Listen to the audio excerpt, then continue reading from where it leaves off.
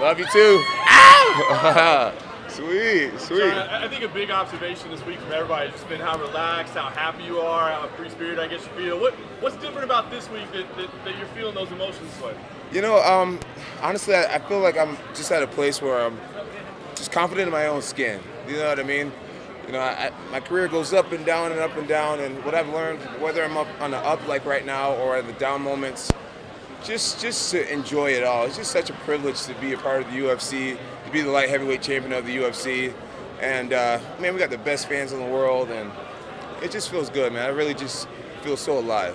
You brought your family out for the first time. Why was that decision made? Well, my oldest daughter Leah wants to be famous so bad, so I just thought I'd give them the opportunity to just feel it, and hopefully it inspires them to work really hard in school and pursue their dreams.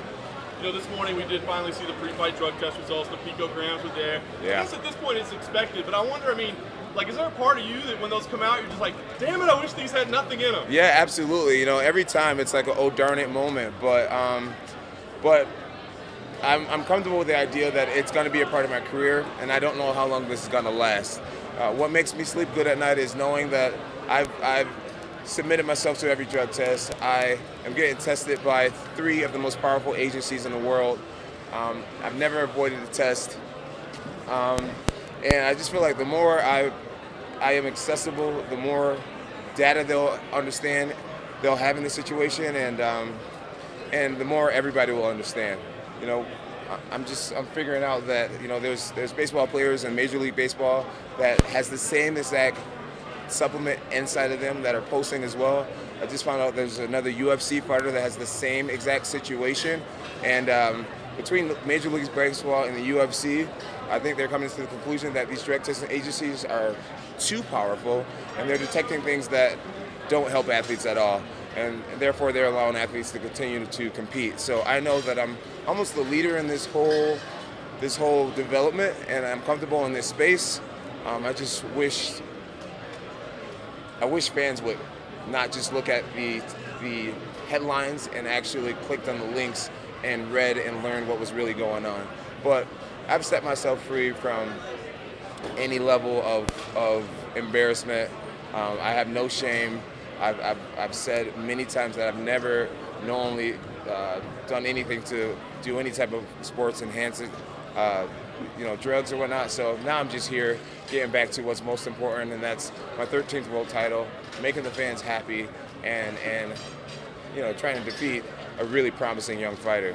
The terminology, the title offense, not defense. Yeah, we call it. Where did that come on? What was the? Yeah, Brandon Gibson started that a long time ago. He's just like, I feel like a lot of times when a fighter's undefeated, they're trying to protect their undefeated record, and they start fighting defensively, and they start trying to fight not to lose.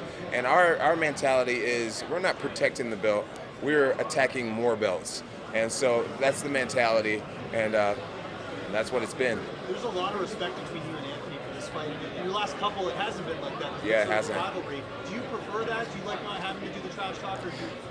Yeah, honestly, I think it's a lot more. It's definitely more refreshing to not have the trash talk. I understand when you talk a lot of trash, the pay-per-view numbers go through the roof. But in my situation, I got enough people who think I'm an asshole. So the last thing I need to be doing is cursing someone out on TV. So yeah, this is definitely really refreshing, and I'm enjoying it. Anthony was up here a few minutes ago. He said something very interesting. He said that he felt like Cormier and Gustin were kind of distracted by the picogram stuff and all that stuff, and it kind of hurt them in the fight, and he's not focusing on that. What do you think about him saying that? I think that they were focused on the picogram situation a lot, but I also think that these guys are world-class athletes, and no matter what you talked about leading up to the fight, I'm sure they were training with their whole hearts, and I'm sure their coaches made sure they were locked in. I mean, Cormier is an Olympic-level athlete, and I just won't allow someone to blame what the pre-fight storyline was on a defeat. John, when you face someone like Anthony Smith, who's been the places he's been, he's overcome what he's overcome, it's almost like he's playing with house money now. Like, is that an inherently dangerous place to fight? What do you mean? Because he's such an underdog? Yeah. He has nothing to lose? Respect. Is that what you mean? Yeah. It's a dangerous position for me to fight someone like that. Because he has nothing to lose. He can go out there, close his eyes, and just swing for the fences. I wouldn't advise you doing that. But Yeah, he has nothing to lose in this situation. To believe it or not, I don't really realize why so many people are counting this guy out. He had 30 amateur fights. He had 40 professional fights. That's 70 fights. This guy is by far the most experienced guy I've ever fought, and he's the youngest guy I've ever fought in the UFC. So we look at him as a legitimate threat, and I know he's using that against me somehow, saying, "Why does John keep saying that he's taking me serious? Why does John keep saying that he's taking me serious?" Like as if I'm trying to convince myself that I'm taking myself, the fight serious. But my coaches know that I'm taking the fight serious. My body knows that I'm taking the fight serious, and he'll see on Saturday that I took this fight serious. He said that he woke up today at 206 pounds already. So Right. he's already almost on weight. Yeah. How much are you cutting, and is that a disadvantage for him being that small already? So right now I weigh 215 pounds, which is a great weight to be at this point. That's a more standard weight for a light heavyweight to be at this time. I'm going to lose probably 5 pounds tonight. I'm going to lose 5 pounds of water weight in the morning, and that's going to be really easy. As you can see right now, I'm not sucked out. I feel great. My energy's high, and I think it will be a little bit of a disadvantage. I predict that I'll be lean tomorrow and lighter. I won't be showing up around 226. I'm sorry, on Saturday I won't be like 226 or anything like that. I'll probably be like more like 220 when I actually fight him.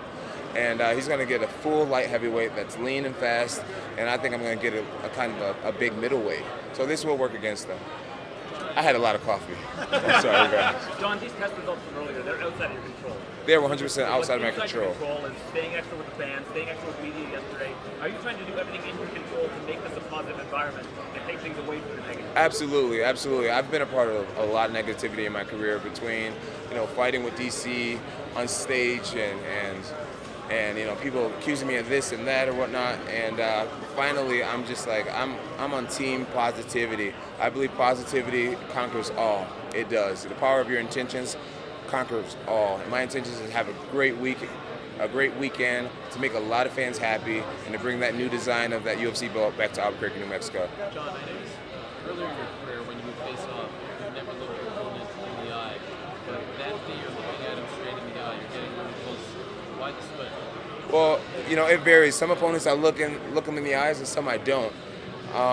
Gustafsson believed he was my kryptonite, so I didn't look him in the eyes just to let him know, you're not as big as you think you are. And I look Anthony in the eyes just to let the world know that I'm taking him serious. Because he's such a huge underdog, for me to look past him, I feel like it would be a very disrespectful and arrogant thing to do. Where the rest of the world don't take him seriously, I look him in the eyes to let him know, despite what the odds makers say, you are getting my full and undivided attention. So that's the answer. Today you found out about the found out today, right? Yeah, I just found out about the picograms. What's going on internally? Is there a moment where you're like, wait, is this happening again?